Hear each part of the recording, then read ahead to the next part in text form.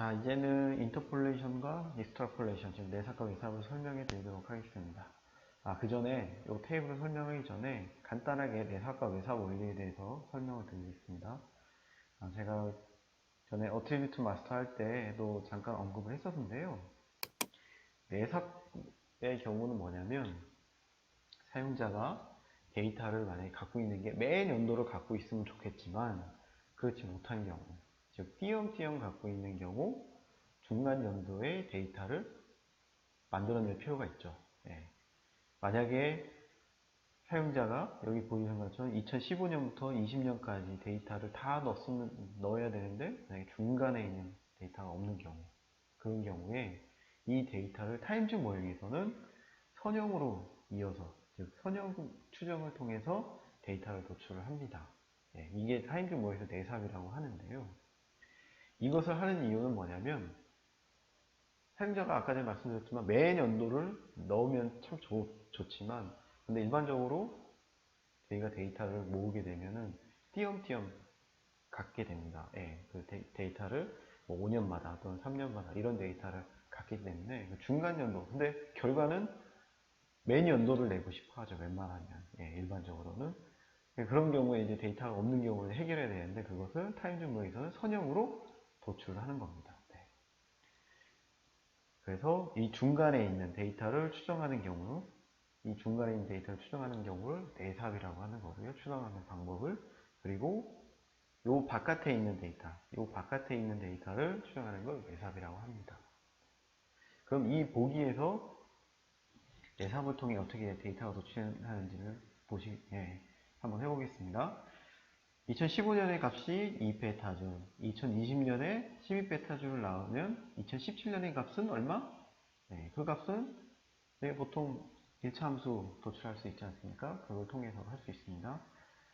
자, 12에서 빼기 2, 빼기 2고 이게 5년이죠, 간격이. 그래서 5를 나눕니다. 그러면은 12 빼기 10 하면 10이고 5를 나누면 2가 되겠죠. 연마다 2씩 증가하는 함수가 되는 거죠. 거기에다가 2015년에서 17년, 이 2개년도가 지금 후이기 때문에 곱하기 1을 해준 거죠. 그래서 4를 갖는 거고요.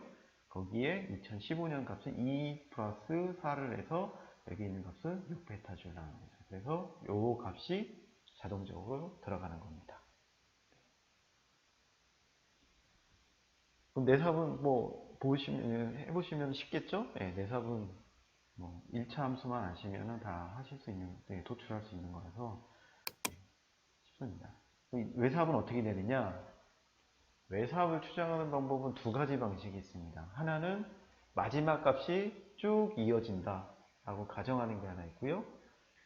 또 다른 방법은 최종 연도, 모델 이어의, 그러니까 모델 분석 기간의 최종 연도의 값이 0이다 라는 것을 가정하고 도출하는 방법이 있습니다. 여기 예를 보시면은 제가 아까 전에 2020년에 12페타를 있지 않습니까? 그런데 모델 분석 기간이 2022년까지예요. 그러면 2021년, 2022년의 값은 어떻게 될까요? 그거는 이제 사용자가 선택한 옵션에 따라서 달라지는데 첫 번째가 그냥 2020년의 값이 쭉 2022년까지 이어지는 것. 하나가 있고요. 그 다음에 다른 옵션을 선택을 하면 2020년의 값하고 2022년의 값이 0인 것을 가정을 하고 2021년 값을 도출하는 방법이 있습니다. 그때는 2022년의 값이 0이기 때문에 그럼 이 값은 어떻게 될까요? 12 빼기 0에 나누기 2를 하니까 6이 되겠죠. 그래서 1년 증가하니까 12 빼기 6이 되니까 6을 갖습니다. 그래서 보시는 바와 같이 외삽을 통해서 도출되는 값은 12페타줄, 12페타줄, 10페타줄 이렇게 나가는 게 있고 그 다음에 12페타줄에서 6페타줄, 0페타줄 주는 거. 두 가지가 있습니다. 그럼 이 옵션을 어떻게 선택을 하느냐? 그거는 이제 사용자가 직접 숫자를 기입해서 도출을 합니다. 자, 아까 전에 여기에 저희가 시스템 세팅에 있던 내사과 외사 설정하는 테이블이었습니다. 그 테이블에서 이어, 이쪽은 보통 연도를 넣는 테이블인데요. 여기에 0을 넣게 되면은 여기에 있는 어트리뷰트에 있는 내사과 외사의 옵션을 내가 변경하겠다, 이 얘기를, 이거를 나타내는 겁니다. 네. 자, 이어에 0을 넣고 여기 어트리뷰트를 넣으면 나는 내사과 외사를 변경할 거야. 네, 이걸 꼭 기억해 두셔야 됩니다. 그 다음에 옵션 값은 여기 나와 있는 것처럼 0, 1, 2, 3, 4, 5가 있고요. 그 다음에 10부터 시작하는 것도 있습니다. 요거는 이제 매뉴얼에 담겨져 있기 때문에 매뉴얼을 참고하셔도 되고요. 일단은 0부터 5번까지, 웬만해서는 0부터 5번까지 전부 다 사용을 합니다. 그래서 요 옵션만 알아두셔도 충분할 거로 저는 생각이 됩니다. 보시면 옵션이 지금 5가 들어있는데 5는 뭘까요? Interpolation and Forward Interpolation, Extrapolation. Forward니까 모델 이어, 그러니까 앞에 연도까지만 하는 겁니다. 아까 전에 제가 보셨던 2020년에서 2022년까지 가는 것처럼 앞에 연도만, 후 연도가 되는 거죠. 후의 연도. 이쪽으로 가는 거니까 이쪽 연도만 엑스트라폴레이션을 하는 거예요. 근데 적용되는 게 바운드랑 right hand side. 이거는 그러니까 어디에 적용되냐면 사용자 제약식하고 바운드니까 액티비티 바운드 또는 뭐 캡 바운드 이렇게 들어가는 어트리뷰트 바운드에 사용이 됩니다. 4번은 뭘까요? 인터폴레이션하고 백워드 엑스트라폴레이션입니다. 이거는 인터폴레이션 적용되고요.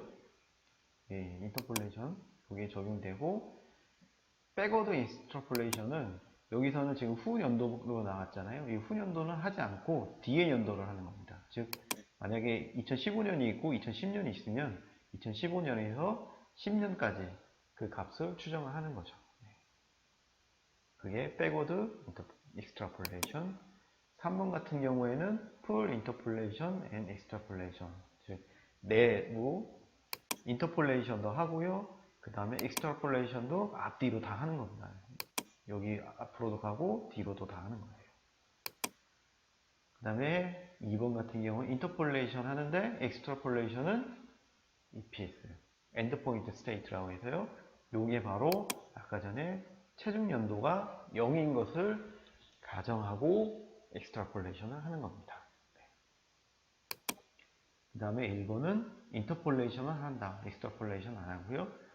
그 다음에 0 이하, 즉 마이너스 값을 넣게 되면은 인터폴레이션, 익스트라폴레이션 안 적용하지 않는다. 이런 얘기고, 0번 같은 경우에는 디폴트 값을 적용한다는 얘기입니다. 그리고 0번을 넣지 않아도 일반적으로 디폴트 인터폴레이션, 익스트라폴레이션이 적용이 돼요. 그렇기 때문에 통상적으로 마이너스가 1, 2, 3, 4, 5 요 값을 많이 쓴다. 그러면 여기 나와 있는 값을 한번 해석해 보겠습니다. 요거 같은 경우에는 액티비티 바운드, 어트리뷰트 액티비티 바운드의 옵션 값이 5번이에요. 이거는 forward extrapolation만 적용한다는 얘기죠. 그래서 모델 분석 기간이 2020년에서 23년인 경우에요. 이와 같이 내사과 외삽을 설정한 다음에 A라는 기술의 액티비티 바운드를 2020년 10, 2022년 12로 설정하면 21년과 23년의 값은 어떻게 될까요? 인터폴레이션 하면은 선형으로 읽는다고 했죠? 그래서 10, 10이니까 중간 값은 11이 되겠죠. 21년 값은 11이 들어가고, 그럼 23년 값은 어떻게 될까요? 포워드 익스트라폴레이션인데 어떻게 하는 익스트라폴레이션? 마지막 값이 쭉 이어지는 것. 즉 요렇게 되는 것입니다. 그렇기 때문에 값이 12가 들어갑니다.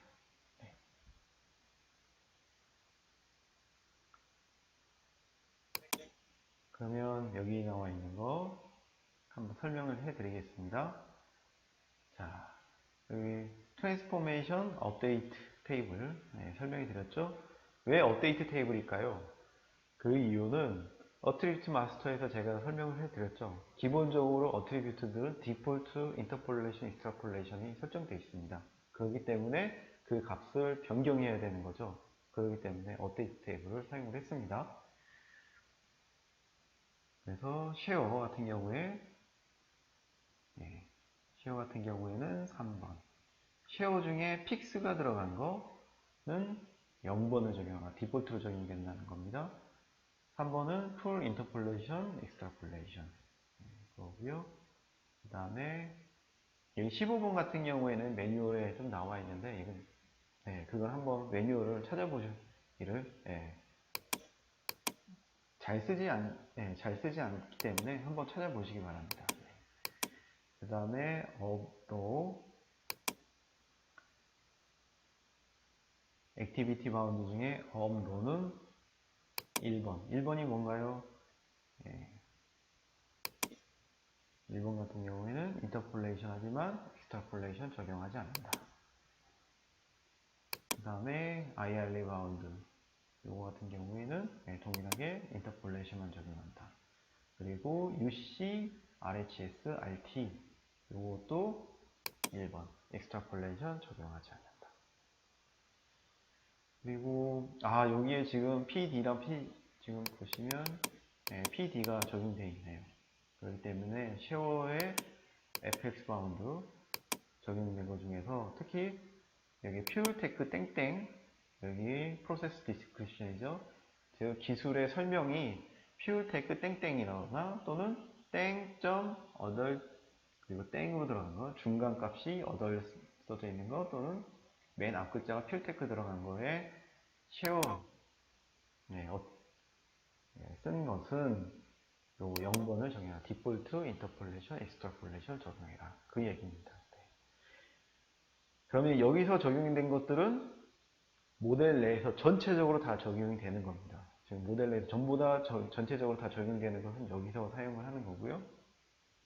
만약에 특정 시나리오에서 적용을 하고 싶다. 그거는 시나리오 파일, 즉 여기서 적용을 하면 됩니다. 그리고 그 밑에 있는 거 요거는 이제 내사과 외삽하고 다른 거고요. 요거는 이제 더미 프로세스라고 해서 요거는 더미 디맨드, 더미 프로세스, 그러니까 수요가 부족할 경우 더미 프로세스를 통해서 더미 임포트 프로세스를 통해서 수입을 하는 겁니다. 수요들을. 요거는 제가 잘못 설명했네요. 임포트 요건 Z 같은 경우에는 에너지를 수입하는 겁니다. 에너지가 부족할 경우 에너지를 수입하는 거고요. 요 임포트 디맨드가 바로 수요가 부족할 경우 수요를 수입하는 기술입니다. 요거를 두는 이유는 뭐냐면 저희가 모델을 처음 만났을 때 수요가 부족해요. 아니면 저희 에너지가 부족해요. 그럴 경우에는 최저가 값이 나오지 않거든요. 즉 인피저블이 나옵니다. 그런 걸 이제 방지하기 위해서 요거를 넣는 겁니다. 그래서 저희가 모델을 돌렸는데 임포트 디맨지나 요거 Z나 또는 임포트 디맨지가 나오면 모델에서 약간 뭐가 잘못됐다는 걸 나타내는 거죠. 근데 요게 항상 또 들어가면 안 되지 않습니까? 그러기 때문에 요거 같은 경우에는 이제 가격을 높게 해서 잘 안 들어가게끔 불가피하게 들어가는 경우는 제외하고는 안 들어가게끔 만들어 놓은 겁니다. 그래서 그 비용이 이 수입하는 비용을 웨스턴 유럽은 뭐 그리고 디맨드 같은 경우에는 8,888을 넣은 거죠.